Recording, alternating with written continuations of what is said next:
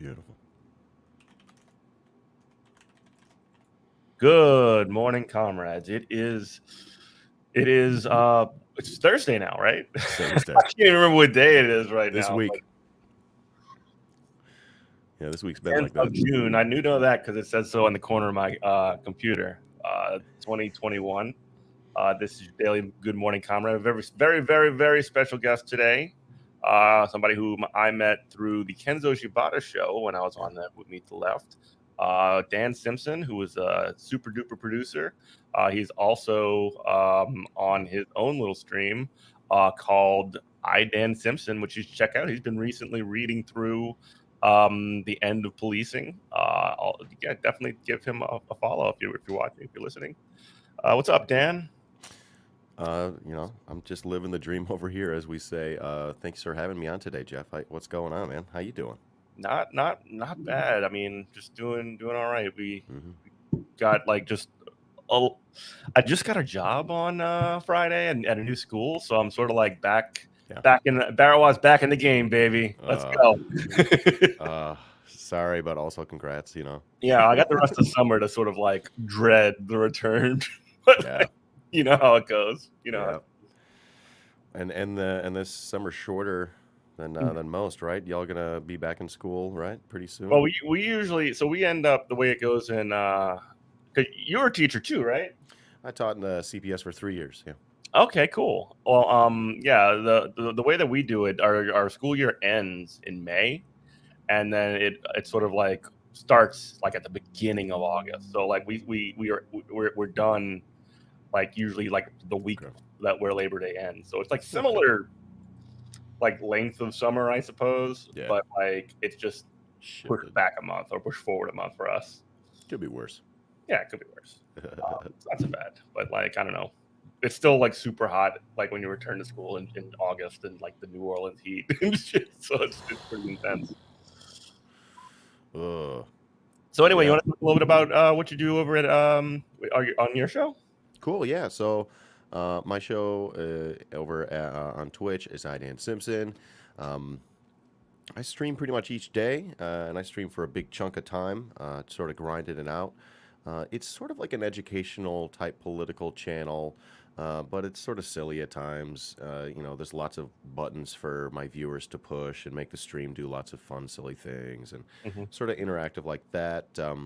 And the idea is like I'd been a shit lib probably most of my adult life, and I'm new to the left, and I'm exploring this space, and I'm trying to do it in a meaningful way while, promoting important voices and trying to build unity and trying to learn from my mistakes as a shit lib all at the same time. And I was mentioning this in the stream the other day. Like we're all to some extent because we live in this fucking like society to some extent.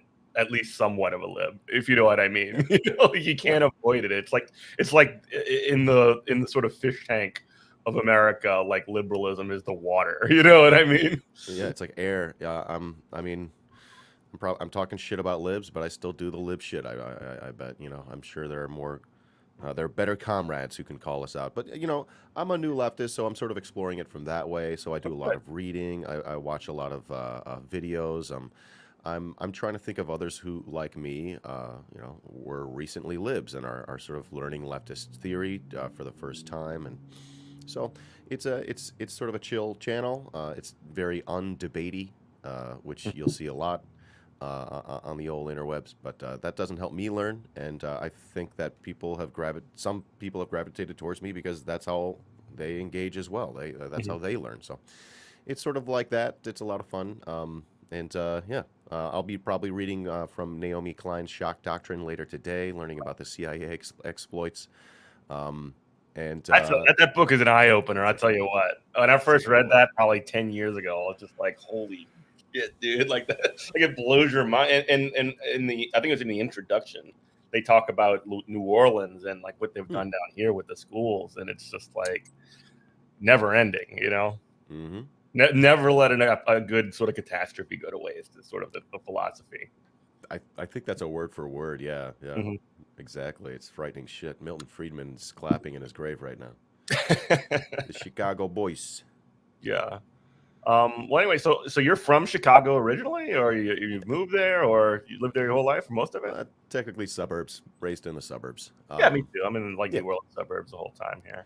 Yeah, so raised in the suburbs throughout high school, went to college in southern Illinois, central Illinois-ish. Anywhere south of Chicago is southern Illinois. That's just how it works. And yeah, I spent a little time on the West Coast in between college and my career, or what I thought was going to be my career. And then I did come back to Chicago. I started teaching for a few years, and it's been about a handful of years since I was teaching, maybe 7 years. I've been doing random gig work, and then I found myself making content these days. This is easily the best job, to sit in my office, sit in front of my computer, and just talk to people all day. Easily the best job I've ever had. I got to figure out how to make What this did you work. think your career was going to be? If you want to talk about it. Yeah, I thought I was going to be a high school choir teacher my entire fucking life. Just Really? waving hands in front of kids. Yeah, yeah. That's awesome. Yeah, I'm like a trained choir person. I'm a vocalist, and yeah, I thought I would do that. And when I went to go to teach in Chicago Public Schools in Bronzeville, I would just call it a very difficult neighborhood. Um, Maybe we should say a very divested neighborhood. Yeah. That would be a better lens. That would be better leftist. I mean, that would make it difficult, wouldn't it? Yeah. So yeah, that's what makes it difficult, right? It was a capitalist neighborhood. Anyways, so yeah, so taught there for a few years. That was the hardest time of my life, teaching. I didn't reach the kids. I just couldn't reach them. I failed. I don't know what to say. I failed. I mean, sounds like you're set up to fail in a lot of ways. I mean, one of the things that I've learned over the years as a teacher myself is that, like, the things that they expect teachers to do every single day is like absolutely like it's actually like insurmountable. If you can't do like all of the stuff that they sort of expect you to do, like not just like your bosses or whatever, but like the sort of society, like by and large, like that's not a failure. That's the failure of expectations. That's the failure of prioritization. That's a systemic failure. If you're asking me, if you know what I mean. Yeah. I don't like these kind of things on individuals because I mean that lowers the stakes for me in a lot of ways too. Yeah, I mean, I probably put a little too much weight on myself. I was teaching music. I was like, not to demean that, but music's powerful and important. Yeah, like exactly. To people. I found that disappointing that I couldn't engage them. Towards the end of my time teaching at my school, I was like, all right, I was just thinking of fucking everything I could to try to meet them where they were, like musically and whatnot. But I don't know. It was 3 years, which is a long time, but still, like, teaching wise, in terms of like developing a skill set for engaging students such as the ones that I was doing, that would have taken a lifetime for me to like perfect. And really get there. So I guess I'm beating myself a little bit up. Beat myself up a little bit too much here, but yeah. And yeah, there's nothing wrong with being self-critical though, but at the same time, which is also important. However, anyway, just to sort of like move on a little bit. So now you're basically doing like largely like content on the internet, like the stream that you do. You work with Kenzo and what else are you working on? Yeah, so I do that stream with Kenzo Shibata. That's Meet the Left. We do that every Sunday night. That's been a really great project. It's a great way for me to surround myself by based leftists and give myself the opportunity to just listen in. Just listen into the conversation. I'm amplifying important voices, like I'm doing what I like want to be doing. So that sort of meets my goals in that way, in those different ways. It's really fun as well to produce it. And also on my show, I stream each day. Like I mentioned, I'll take like Saturday off each week. But we'll be talking politics, leftist politics. I'll be discussing things from a new leftist lens as a new leftist myself. And then I also do an interview show called Leftist and Chill, where I invite tons and tons of people on. I got to get my invite out to you here, Jeff. Get you on sometime. But I've interviewed in the past 2 months. I think I did about 100 interviews. I was just fucking going nuts, and I've really learned not to do that. Yeah. So the booking itself is exhausting. You know what I mean? I've done a really good thing with booking. I've made booking easy. I use this thing called Calendly. I just send everyone a link. I haven't sent this to you. It's super easy. I'm gonna send it to you, and you just sign yourself up. It's like really easy. You just find whatever time works for you, and you just sign up. You send me. I get all the information that I need for the lower thirds and everything, and baby, we got a stew going. All right. Well, yeah, we're gonna have to talk about this one after. Calendly. Yeah, it's great. Yeah. Anyway, so yeah. So anyway, just to set us up, I got a couple of stories that we can sort of like take looks at and maybe talk about a little bit. So let's go. First one I wanted to look at today, which is actually like not many things these days like warm the cockles of my dark black heart, but this is one of them. So take a look at this. So we've been covering on this show quite a bit the UMWA strike at the Warrior Met facility out in Central Alabama. Are you familiar with that? Have you seen it? Anything about it? It's like the longest running strike. What is it? A coal mine or something like that? Yeah. These are miners. Yeah, essentially coal miners on strike because essentially they took huge pay cuts to essentially get this company out of bankruptcy. They ended up taking huge pay cuts in their contract. They ended up, saving the company. They ended up doing record profits based off of that. And now a new contract's rolling around, and the bosses essentially want them to take more pay cuts, which is just like, are you crazy? Like, that's ridiculous. So they're on strike. And the folks who have been watching will remember that actually Kenzo was a part of this as well. But our friends at the Valley Labor Report, they held a fundraiser for these folks and raised $72,000 for the coal miners, which is just absolutely sick. Wow. But here we have Hayden Wright, who is the wife of a coal miner. And like just looking at this is always very nice because this is community support.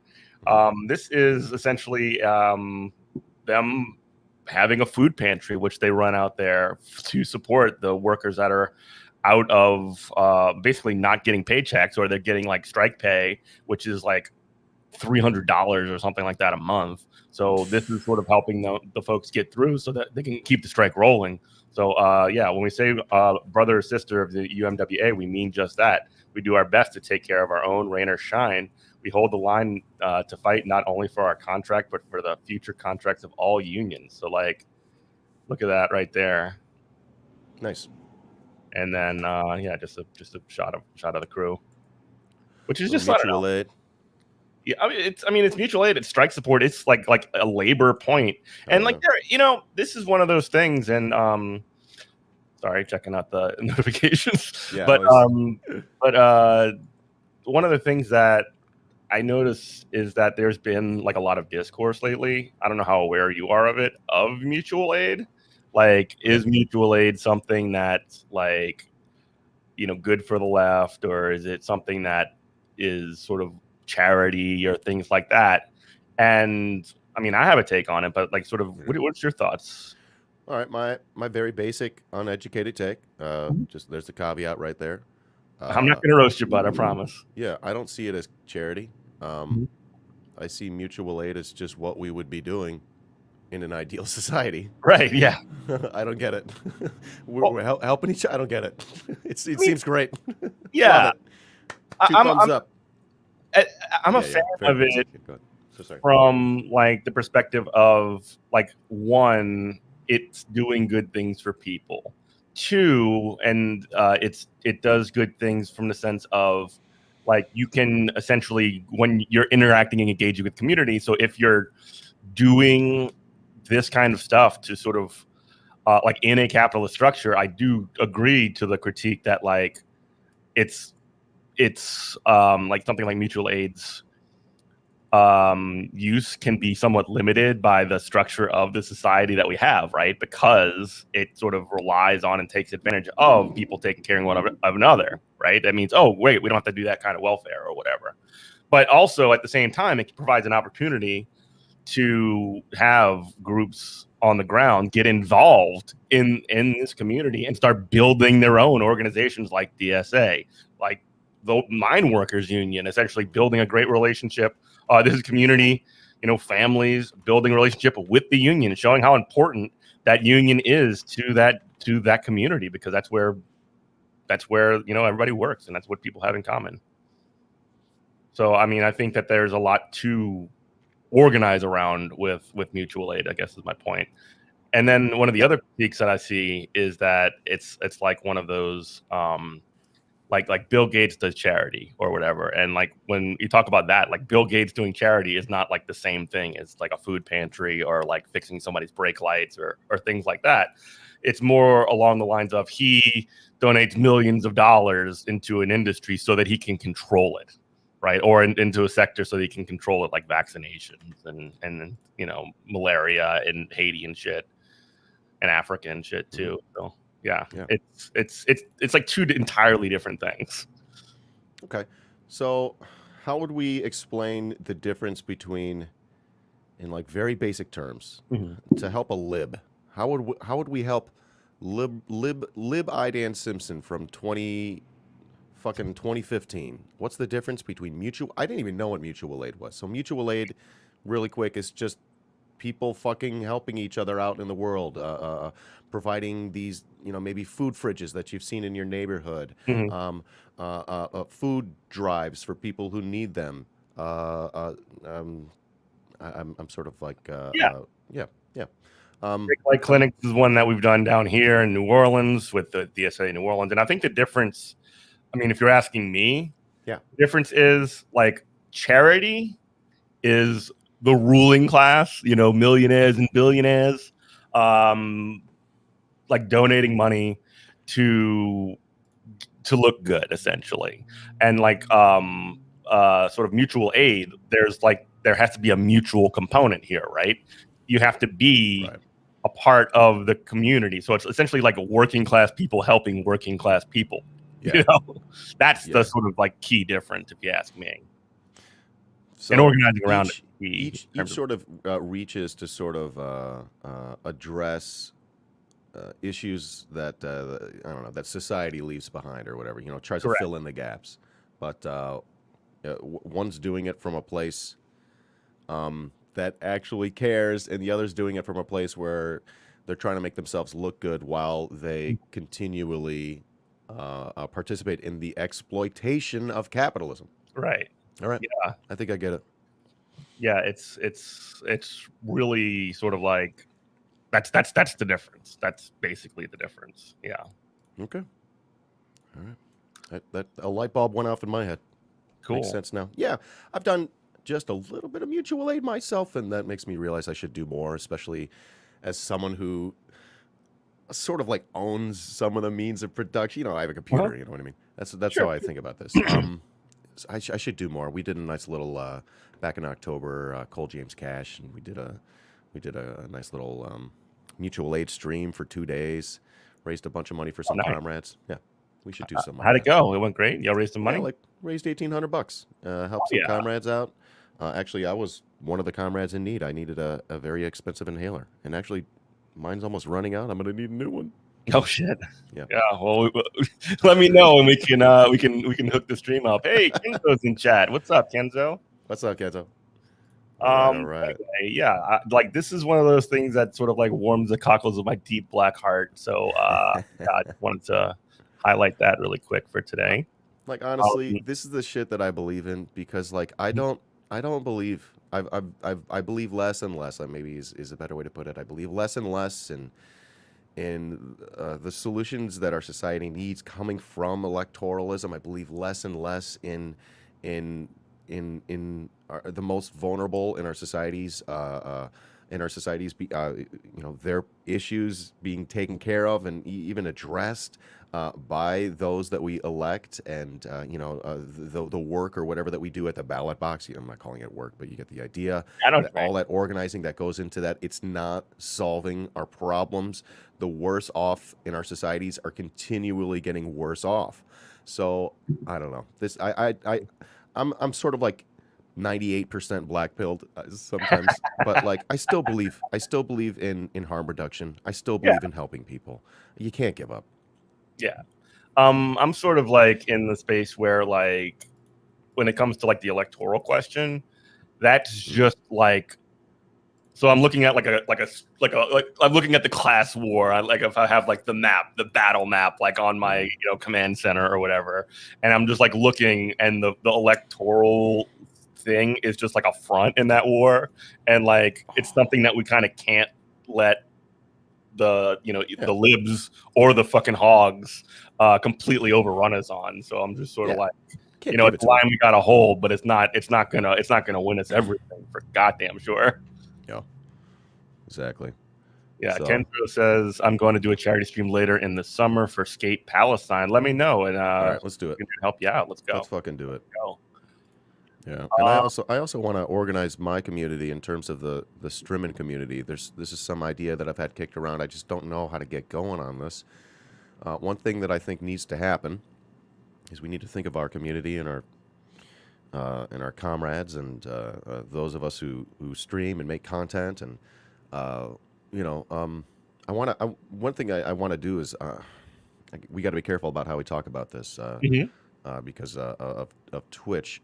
Actually, you're not signed onto the affiliate agreement, so I'm not an affiliate yet. No. So apparently, there's some issues. Twitch has issues with talk of unionization if you're on the affiliate contract. So actually, I'm a little bit in the gray here, but that's wild. Yeah, they say I've been told that Twitch takes issues with people talking who are in the affiliate or the partner program. People talking about alternative power structures. So that's why I don't talk about that. I think it would be great though to get something going where perhaps a fund is made for streamers in need. We'll often hear of streamers who maybe they're they got like people, I don't know what I'm trying to say, like a ton of people reported them and they got banned for like a month or so, and and sometimes that can really fuck with people's income. Sometimes people's computers break, and that could fuck with their income. So I think we got to start thinking about our own streaming community, our content creation community, and I think there's so much that could be gained by getting tons and tons of small streamers together, pool, have them chip in and pool together some money and be able to vote on how that money is given out democratically. And I think there's so much room for us to organize here on our content creation platforms. And one of the things that I like fundamentally believe in when it comes to like any kind of building power is the place that you should start is where you're at. Organize where you're at, right? So that you can, especially if you're I'm talking specifically about the working class. The ruling class already fucking does that, right? They do that with capital, but like essentially building something, at least getting on the same page and communicating with the people who have a lot in common with you, other content creators, other streamers, et cetera, like it doesn't, even if y'all choose not to do it, have to be like end up with like a streamers union or whatever the hell, but like it could, like, essentially getting on the same page and talk. I mean, I'm not against that, to be clear, but getting on the same page and talking to one another and building some kind of a sort of a network of people is like one of the things that is really important. I think, get a group Discord channel or something where everybody just like hangs out and is able to say, hey, I need a guest for this day or whatever. That's sort of it. Sort of part of that day that I told you about. I sort of woke up one day and I was like, oh shit, I have the means of production, and that's when I started to do this interview show and more, and like we can do that. I'm sorry, I had a thought and I can't remember where I was going with that, Jeff. I'm really sorry. Oh, you're good. But I'm sorry. Yeah, I'm just gonna bail. I don't know what I was gonna say. Okay. Well, and when you say that you own like the means of production, you own like essentially enough to engage with like Twitch, right? Like obviously you cannot like stream without Twitch. Neither can I. None of us can. That's where it ends. Yeah. And Twitch knows it, and they're going to take their cut. It's like, I think of it as almost like a tool belt. Having your truck and having your tools. Like if you were to do like a construction job or something like that. Mm-hmm. Like you gotta have the tools to get to do the job, and most of Right. in many situations, the workers have Okay. to find their own shit. So That is absolutely fair because I've bought all these fucking tools, right? These are all my tools. Like they go home with me, right? Mhm. So like yeah, okay. So now I remember. Like I woke up one day, I was like, I have the tool belt of the production here, and I think that is much more accurate. I love that. And I was like, you know what? I have like pretty much a tiny TV studio, dude. And I Yeah. know so many fucking people. Like we could really do some fucking damage here. So that was a pretty big. It was just like this big day, and I was just like, well, I guess here I go. I'm gonna fucking go for it. And Mhm. it's been awful. My numbers have gone down ever since. Oh no. I think that's overall Twitch numbers, though. You know, I think people are just going back to work and going Yeah. outside. Yeah, yeah, Yeah. Just don't take it personally. No, I try not. I really try not to. Although my brain wants to say otherwise to me. Um, so yeah, that's sort of the deal, dude. Like, I think I just got to embrace this thought that I own these tools, and every moment that they go unused is sort of a waste. I feel wasteful. Hmm. Yeah. Yeah, like you just got to always be doing something, always be creating, always be sort of like. I mean, and it's not like, well, I mean, I don't want to speak for you, but like, it's not like for me, it's not like I must do this to survive or whatever. This is like in a sense less alienated than like a regular job because that you get to essentially set your own schedule and your own time and things like that. Now, unfortunately, the sort of like alienation that comes in is like the like imperative to like get subs and get followers and sort of like up the scale, but like that's just part of the game essentially at this point, right? Yeah. And Yeah. also whatever cut Twitch takes as well. Yeah. Like, Yeah. As a content creator, you get very familiar with the cut that everyone's taken out of your out of people's support that they're trying to give you. You mhm. get very familiar. You know what Twitch is taking. You know what Patreon's taking, and you even know what PayPal's taking when people give you direct donos. Yeah, yeah, By the way, direct donos are the best. Everyone, that's the best one. it's the best one. One. It's the best. So anyway, I can move to another story if you'd like. Cool, absolutely. But Another I like that we planted a seed there, Jeff. I think you're convincing me to do some more mutual aid. Let's do it, buddy. okay, cool. But anyway, here is. Let me know what you're doing, by the way, and I'm happy to jump in. Yeah, bud.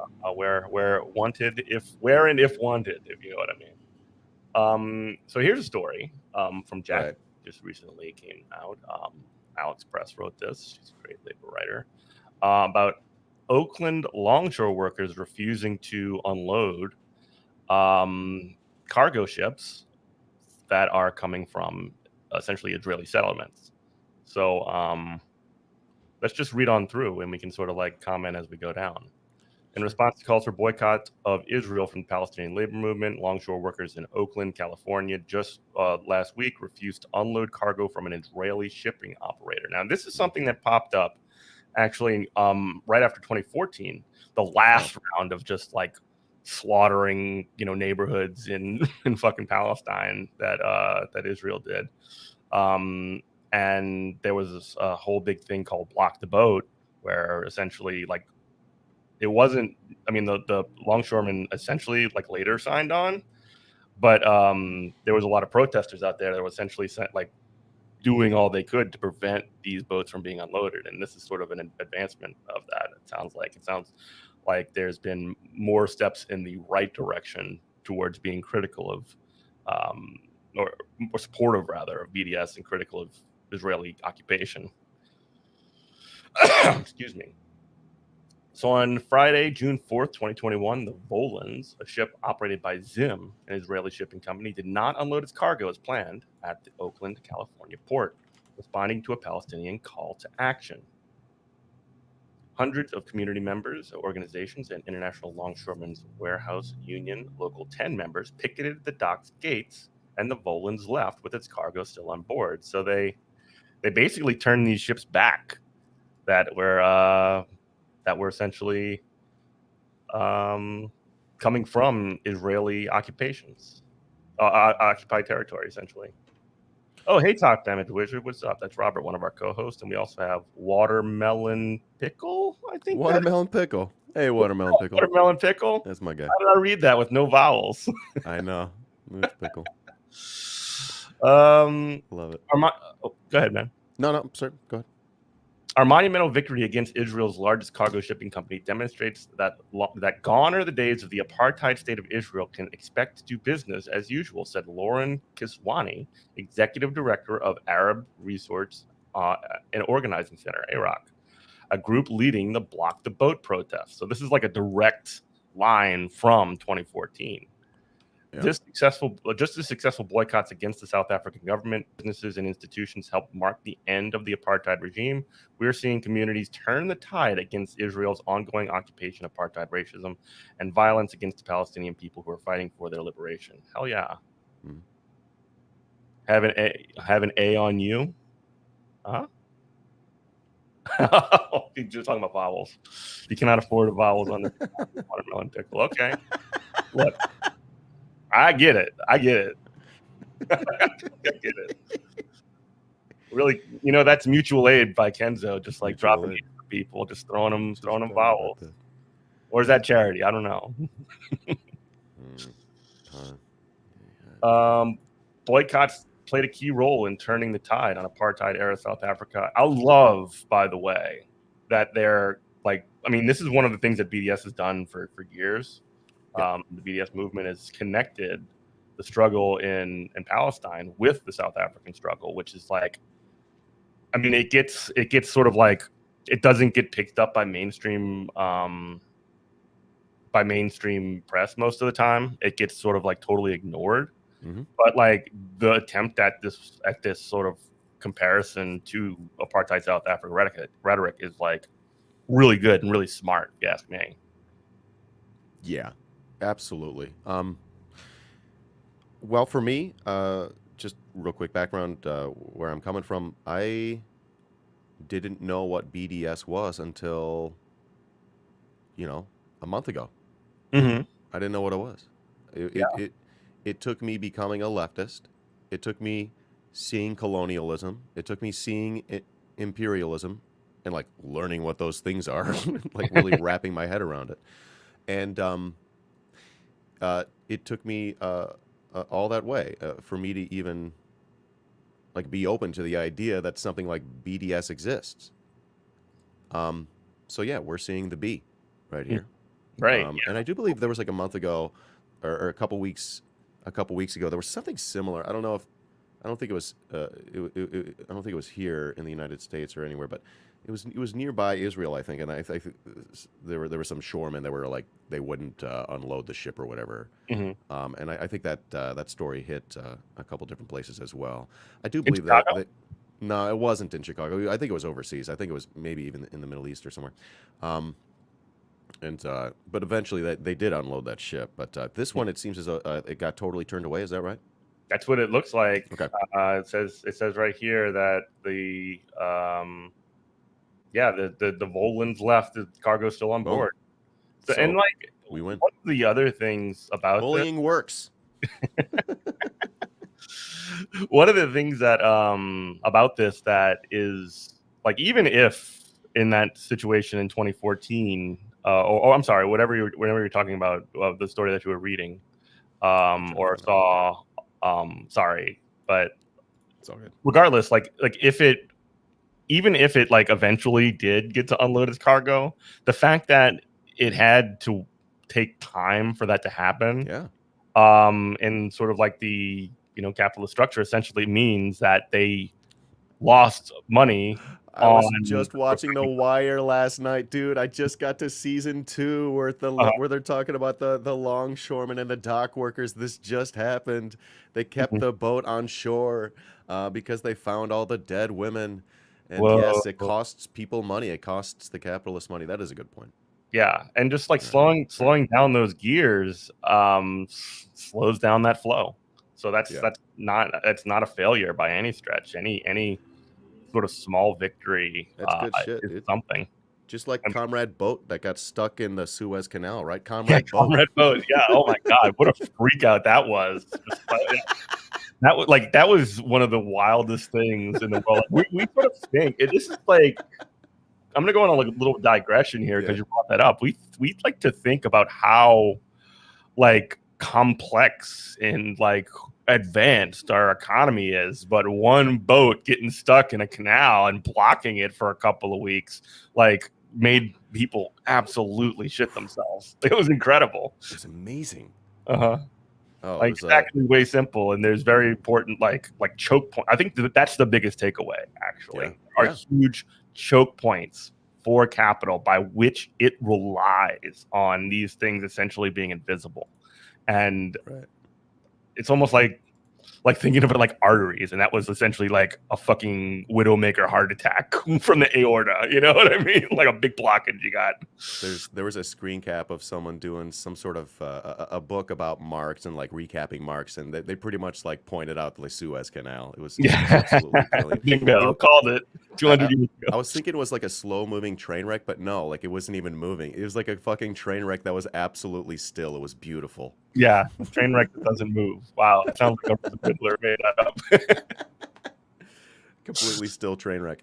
It was so cool. I'm sorry, I don't know how we got there. Yeah, but you were saying good. So we got there because we were saying slowing it down. Yeah, slow it down. Comrade boat. Boycotts played a key role. So, go ahead. So yeah, I was just gonna say, I learned recently of BDS. Honestly, it was because of Kenzo. Kenzo was in my chat one day when I was talking about Israel, the day after I'd watched the sort of brilliant documentary by Empire Files and by Abby Martin and it called Gaza Fights for Freedom, and that was sort of like the light bulb that went off for me. I'm like, oh, it's apartheid. Here we go.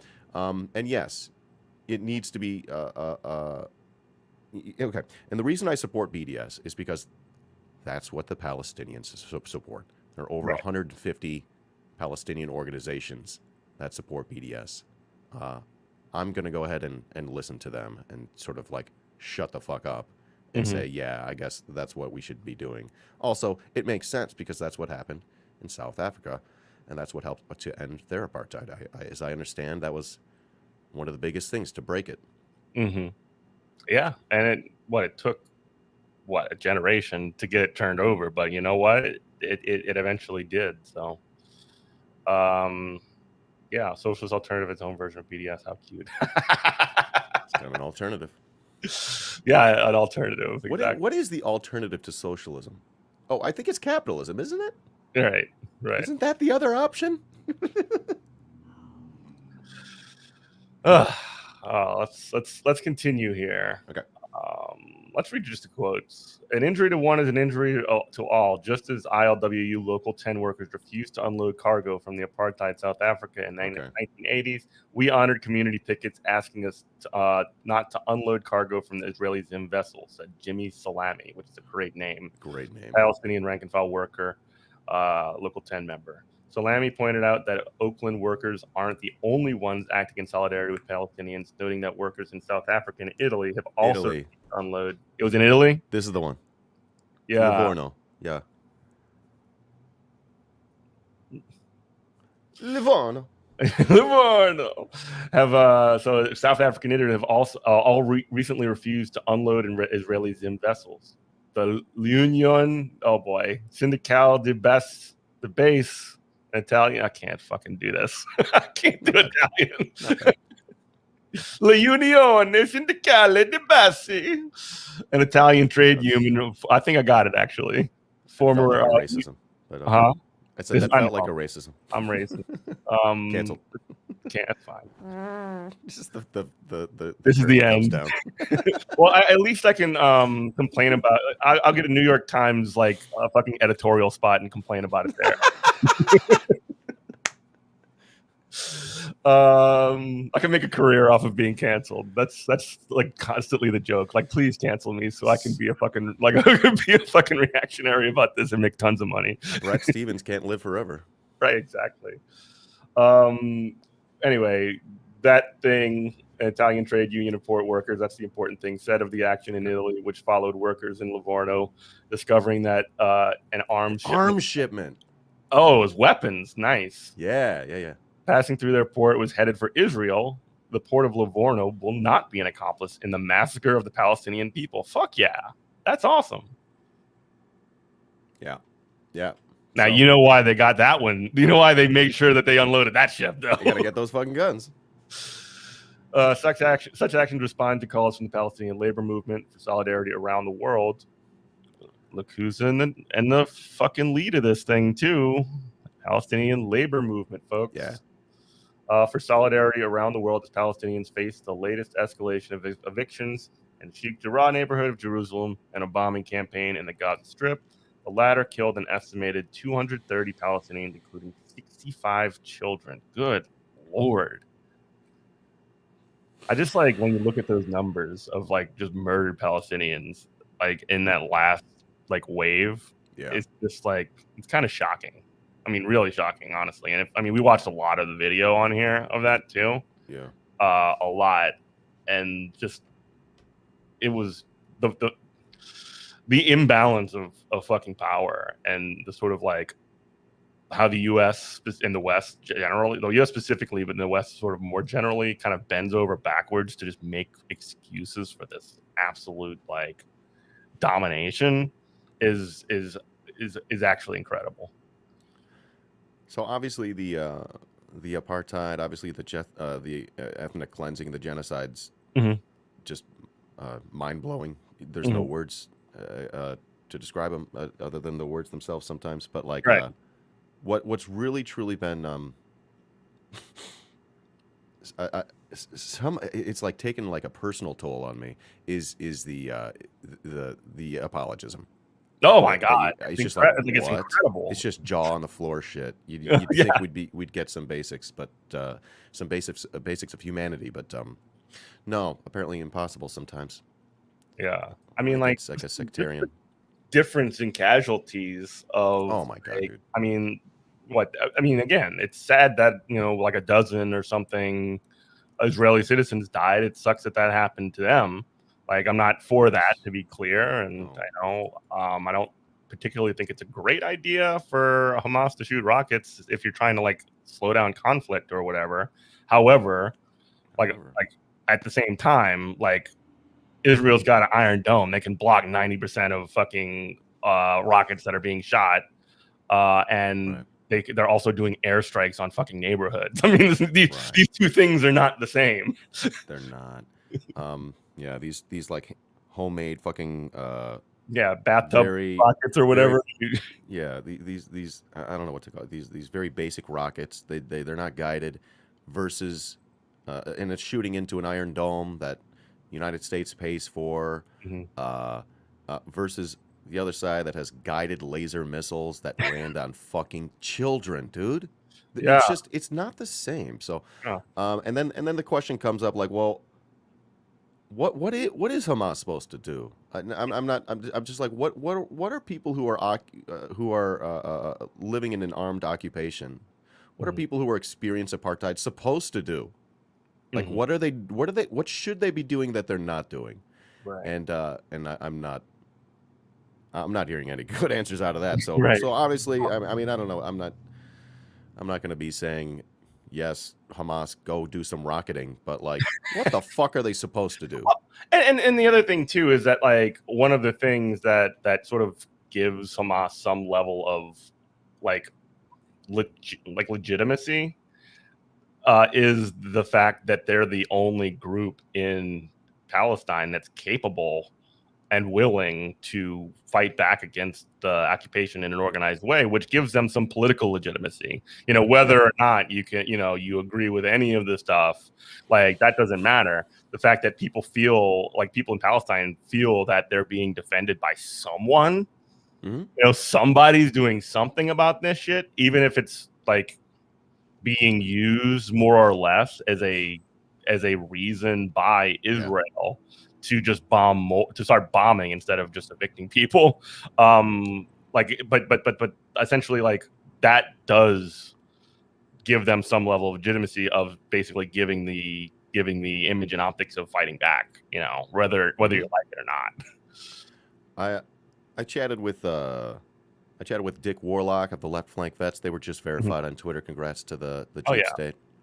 And they were on a couple weeks ago as I was wrapping my head around this, and I asked, um, we were talking about, Gaza and Hamas, and he's like, you know what, Dan? If we were born in Palestine, if we were in Gaza, we would like, and we were young men, roughly our age, or younger, 20 or, or older or whatever, we would likely be in Hamas. We would likely be defending our livelihood. And it's possible we would be the ones shooting off the rockets. Mm-hmm. In fact, I think it's quite likely I would be doing that. It's possible, me as a 36-year-old, I'd be dead by now. Right. They'd have murdered me. I like Yeah. to try to remember that. Yeah. Like, what would I do if I were there? Yeah. And I mean, that's probably the most sort of like the most empathetic way, I guess you could say, to look at it is just sort of like put yourself in that situation and just sort of Look at that. Yeah. Yeah. Put yourself in their shoes. Let's practice empathy. Yeah. I mean, like, It's a again, skill. It's a practice. You don't.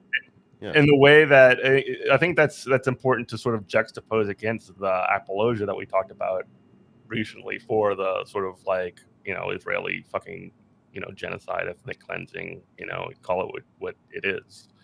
But like the apologia essentially like denies, it basically ignores the existence of Palestine as anything. That's sort of like the rhetorical thing. Like, it is the opposite of empathy.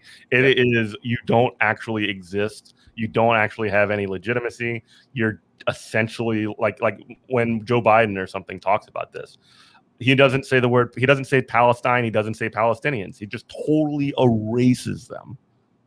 Shocking shit. They can't say Palestine. Yeah. They can't admit that it exists. Because if they do, they'll piss off their Zionist supporters. They'll piss off. They'll jeopardize the imperial hold that the U.S. has in the Middle East, via Israel. Israel's been so willing to do the U.S.'s dirty work for the past decades, 4 or 5 decades. We've been giving them money and guns to do so. Mm-hmm. It's not like we're drilling Israel for oil. There's another reason we support them. No, I mean, like, again, it's very simple that, like, what the idea is to do right now in the Middle East. The U.S. strategy essentially is basically have hegemonic influence in the area in every place that you can to isolate Iran. Like, that's the objective here. Like, I'm not a foreign policy like reporter or genius or strategist or anything like that, but it's very fucking obvious. Like, everything that you do when it deals with Iran is essentially like isolate them, and essentially if that means making excuses for genocide in Israel, so be it. We have bigger political fish to fry. We can't really worry about this. We literally won't say Palestinians, so we can continue this project going forward. I'm gonna be honest. I feel like I just reached the limit of my knowledge in terms of Iran. I feel like I got to get back to this book I was reading on Palestine. It's Palestine: A Socialist Introduction. I think it's a free book. You could download either from Haymarket or Verso. I can't remember. Yeah, I got to dig back into that. I do this thing where I read something and it's like in one ear, out the other, but like my jaw is on the floor the whole time. I'm like, wow. Yeah. I'm definitely not a student of history, but okay. Never too late to go back and read get into it. Yeah. So, okay, can you like real quick explain that to me like it's five? Okay, Iran and Israel. What is real quick that connection? So, I mean, essentially, Iran does have resources. Is very resource rich, and essentially since in the 1950s, the U.S. did essentially one of those classic CIA coups of the government, and essentially there was it essentially got overturned in the late 1970s, and they've been essentially number one on the hit list ever since. Wow. I mean, that's the short version. That's Okay. the 5-minute version. But like Yeah. if you look at U.S. foreign policy in the Middle East through the attempting to isolate Iran lens, a lot of stuff makes sense. Okay. That'll give me a little bit of something to work off of. Okay. Yeah, I'm just reading so much, and I'm trying to figure a lot of things out, and it's just now that things are starting to make sense. Mhm. Because again, I'm like seeing things through a new lens, and Mhm. it's the liberal lens that failed me to see the world as it is, this to see the world as it works, to see neoliberalism. Literally, learning the word neoliberalism was one of the things that pushed me left. um, Well, and like knowing what it means, because you can, I mean, you can be in a leftist space and people will say neoliberalism, yeah, neoliberalism, neoliberalism, and it's sort of like I'm very, very, very careful in how I like that's good. use that terminology, and I try to define it every time that I can, every time that it comes up. But essentially, like, what's your sort of definition of neoliberalism? I suppose. All right, so I would say my basic definition. I don't even know if I would call this working. It's not like I Yeah. haven't really tested this. So my very basic understanding, neoliberalism. Okay. Uh,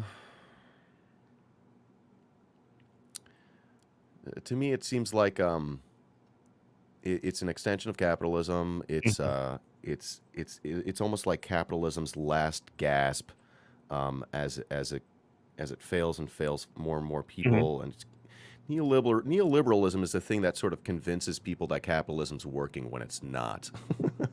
uh, it's um, it's it's a failure to see capitalism as the problem. It's just sort of it's and I'm doing a very bad job No, no, of you're explaining doing this. great because Um, everything you're saying makes sense. The way I okay, sort of good. like looking at it, Yeah, it's like a doctrine, yeah. almost like a set of assumptions Okay. that everything that the government, at least rhetorically Yeah. speaking, does is bad, and Yep. everything that private industry does is good. So like the project of like essentially slash, and this is something that Okay. like had to come like that could only come after something like the New Deal, which was like the most like the furthest closest to like a social democratic Yeah. um the social democratic system that the US has ever gotten to. And I mean, Okay. it wasn't that close, to be totally clear, but like it Yeah. was as far as we had gotten, you know, New Deal, Great Society stuff. And essentially this is the brakes and rolling it back, you know what I mean? So, yeah. So we're talking privatization Yeah, of anything that's nationalized. We're talking, you yeah, know, taking your schools and turning them into charter schools. We're taking any nationalization of any production that you have and privatizing that. yeah. Yeah, I suppose it's the Chicago school, the It's Chicago y'all's fault. boys. It's all It's y'all's always fault. back to Milton Friedman, I guess. Yeah, good. Yeah, good. That definitely helps. But so I guess I was explaining it before in like lib terms. In more lib terms, it's like neoliberalism is like looking at the world, seeing the problems, and just sort of ignoring them. Yeah. Just plain out ignoring them. But and what did I want to say about it? Oh, can I Yeah, just jump in really yeah. quick? Please, There's like please. like an assumed moral justification for Okay. that as well. Like Yeah. like an assumed moral justification for, well, Bill Gates can go to Africa and, you know, buy up influence there under the guise of you know, eliminating malaria, which like he will eliminate malaria. I mean, or he will do his, you know, he'll attempt to do that. Yeah. But he's also like building up influence in, you know, markets in Africa and Haiti and things like that. Mm, Um, and so like there's no like moral problem with that in, you know, in the sort of like, you know, capitalist framework, because they've proven that they have, you know, that they're virtuous enough or whatever based off of their wealth to do mhm. that. They're qualified to do it because they have had success within the system. It's a meritocracy thing. You know, that's sort of like built into that structure. but I don't know. That might muddy the definition rather than clean it up. I think it's like a add-on dynamic more than anything. It almost seems like neoliberals sort of see the problems of the world, but like they won't allow any of the problems to be solved unless someone's getting rich off of it. Yeah, a privatization of solutions or whatever. Yeah, exactly. It's like, holy shit, we have mass hunger. Okay, we can do this, but how can I make my friend get rich at the same time? Yeah, come on, man. Well, like, why would you save the world if you can't make a buck off it? We lost Dan. AD says, I remember when a certain blue Patagonia vest wearing Ed reformer asked on Twitter who made up neoliberalism. Hilarious. That blue Patagonia vest wearing Ed reformer. We know who she's talking about. She's talking about D-Ray. Oh my gosh. Don't give me. You know what? We're gonna have to have you on AD and talk about D-Ray because that's an entire like can of worms that I am happy to open, but like will not do it by myself. David Harvey invented neoliberalism to sell books. Oh my gosh. Yeah. That's good. I thought Kenzo was being earnest there, but apparently he's memeing. He's memeing in my chat. Wow, incredible. Had to make it clear.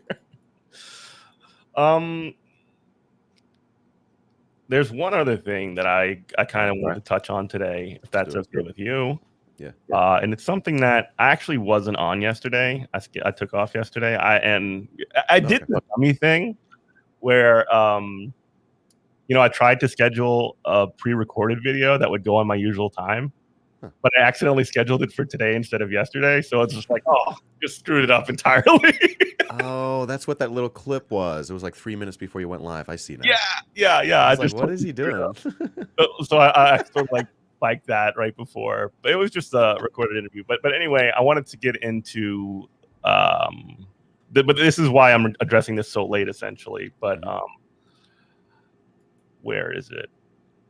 I had it up a minute ago. Let me find this. I'm sorry.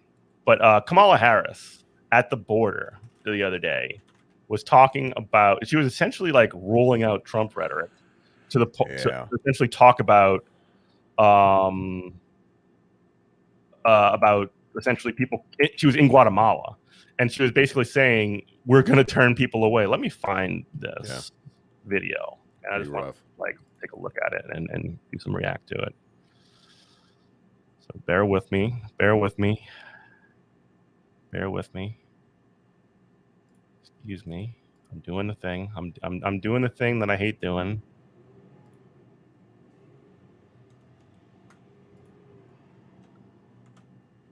All right. Yeah. I think this is it. No, it's not it. Damn it.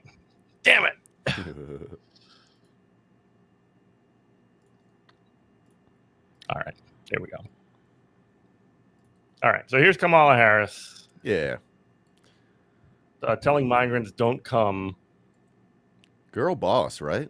Slay queen. To folks in this region who are thinking about making that dangerous trek to the United States-Mexico border. Do not come. Oh, wow. Do not come. Yikes. The United States will continue to enforce our laws and secure our border. There are the language, by the way, of securing our border, as though like that's wild to me, like on its face. Like the language of securing our border implies that immigration is somehow essentially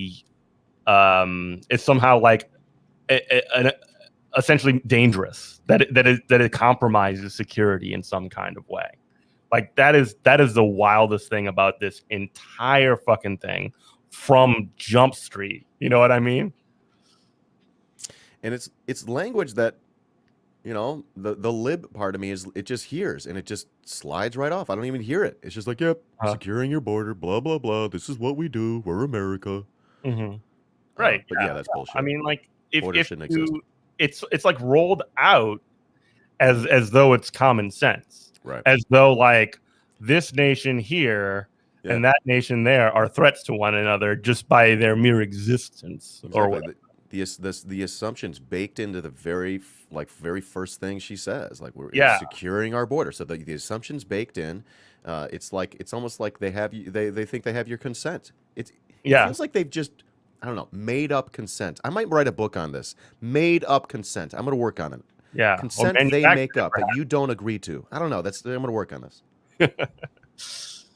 Let's start over and see if we can pick anything else out of this. And again, I don't know a whole lot about the Guatemalan president or whatever, but apparently he's like extremely like Trump-like essentially in his rhetoric and style.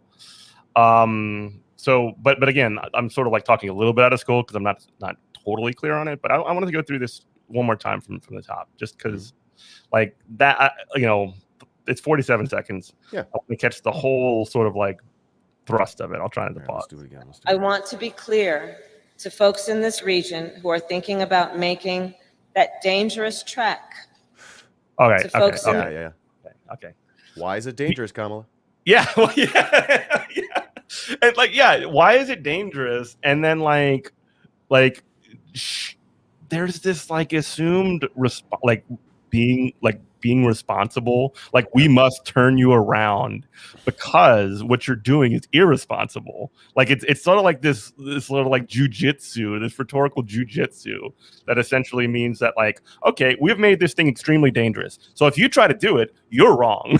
It's on you. We told you. It's your fault if you get fucked. Yeah. To folks in this region who are thinking about making that dangerous trek to the United States-Mexico border, do not come. Do not come. The United States will continue to enforce our laws and secure our border. She's literally saying we will continue Trump policies. Yeah. Like that is what she literally just said. Yep. No different. No. Yeah. I mean, like, and again, that is something that continues from the Obama administration, where he deported more people than Trump did, over 8 years. It just didn't have the optics. And I'm not trying, like, I hate the thing that people do as well is when they say like, well, why are you making, what do you support Trump or whatever? It's like, no, man, that's not what I'm trying to say. It's just that binary world people live in. She is who we thought she was. You're right. Methods by which migration can and should occur. But we, as one of our priorities, will discourage illegal migration. And remember, again, like people are fleeing dire conditions, political oppression, like in a lot of ways. I hate to put it in these terms, but like gang violence as well. These people are very very often like refugees, political refugees, because they're from oppressed indigenous communities, things like that. They're coming to America, and we're just like saying, well, fuck off, right? Don't come here either. I just want to make sure we get to the end here. I'm in no rush, but like I'm waiting to hear whether or not she attempts to express any empathy. Right. Yeah. I doubt it. Well, all right. Well, let's get through that. But I'm just sort of reminded. She's got more empathy for our fucking borders than people. Yeah. She has more empathy for lines in the ground that don't exist than actual people. Well, and I'm reminded also in this of the this came up during the election, but there was a video of Kamala Harris when she was talking about like truancy laws in California, where she was from, and she was essentially like laughing in a very like strange way about like, we're gonna start throwing parents in jail if they don't send their kids to school. Ha ha ha! Like it was very, very wild. You remember that? Only vaguely. I wasn't too close to that story. Whew. I wasn't too it was close like to an that old story. video from like when she was a district attorney, somewhere. I can't remember what city it was. Probably, I don't know. I'm dropping a picture in the Twitter chat, and I believe this might be her home. This might be where she lives. Let's check it out. Okay. This might be her house. Got a couple flags. This is Kamala Harris's house. 1 second. Let me put it up while the video finishes. And I believe if you come to our border, you will be turned back. Jesus. So there you go. No empathy for you. No, nothing. You're gonna be turned back. Yeah, that sucks. But like AD said in the chat, she is who we thought she was. She is who we thought she was. Mm-hmm. Here's the. Oh yeah, she's got a. Wait, it's not actually her house. Okay, I was gonna say. It's kind of like the reminds me of the bomber or whatever that's got like the rainbow flag like flying all over it. You know what I'm talking about? No, like a meme. Right. Yeah, like oh, look at us, they're bombing us. Oh, look, there's a woman president. Thank gosh, they're missiles and shit. But like, it's a great meme. That's really taken off the past couple of years. Well, anyway, I do want to wrap us up. We're a little bit long today, which is fine. We started a little bit late, but I want to thank you, Dan, and give you another opportunity to talk a little bit about what you're doing, what you're up to, where can we find you? Awesome. Well, Jeff, thank you for having me. This is a lot of fun. I really enjoyed this. Well, y'all, you can find me here on Twitch at iDanSimpson. Yeah. On Twitter, it's Shy Johnny Cash because they banned me. Yeah, and so I talk about things from a new leftist perspective in the sense that I'm a new leftist, and not like the new left from the 1950s. Right. Not that right. I want to clarify. I also do an interview show called Leftist and Chill. We've been doing a bunch of them. Taking a break these past couple weeks, but we've been doing a ton of those interviews. Come on by, check those out. Yeah, I don't know what else to say. I'm also on YouTube. I post my interviews on YouTube if you ever missed the live one. Yeah, so there you go. You can catch me there. If you want to support the content, feel free to throw a couple bucks on Patreon or whatever. Yeah. Yeah, and thank you so much for coming on. I do want to do a quick plug for tonight. We're going to be having Janelle Jolly on the show. She is somebody who I met also through Meet the Left. She was on our show that we just did this past Sunday, and she's really great. You should check out her show. Yeah. You think you know her? Yeah. Well, I mean, if you don't, we can introduce you. But yeah, we're having her on the show tonight. We're going to talk about. I'm probably going to have a wide range of conversation about general things, a lot like this. Also, you can support our show, patreon.com/goodmorningcomrade. You can be like Ty Jitty, Michael H, Dan O, Jonathan H, Timothy C, Dragon Slayer 19, Andy L, Gary W, Rachel K, and Kenneth F, and Adam R, and Trey M. There you go. Tom from Trillbillies introduced Kenzo, and cool. But anyway, thank you so much, Dan. Really appreciate it. My pleasure. Thank you everybody watching. AD, Class Time, Watermelon Pickle. You can watch here every Monday through Friday, most days, sometimes the weekends as well. Twitch.tv/Good Morning Comrade Radio. Oh, thank you. Well, you could be like Watermelon Pickle as well. Nice. So much. Thank you so much. Love to get that live on the air. Figured, okay, let me get your opinion on this one. When we get to 25 subs on Patreon, we're about halfway there. I'm thinking about painting my nails, but I don't know what color. What color should I do? I don't know. You could leave it to the crowd. You could. It's Pride Month. Oh, I can do the rainbow. That's a good idea. Month, yeah. I have to buy a lot of nail polish though. Yeah. That's a pain in the butt. Maybe you could just get rainbow polish. Like it's just like, it just depending on the angle you look at it. I don't know. There you go. All right. Well, thanks so much, Dan. I My appreciate it. pleasure. Check Let's out do it Dan's again. Come show. on back. Yeah, I'd love to come back. You streaming right now? I'm about to get going probably in a little bit. Yeah. All right. Cool. All right. Love your face. All right. Well, have a good one. Hey, you too. Thanks. Peace, y'all. Thanks. All right.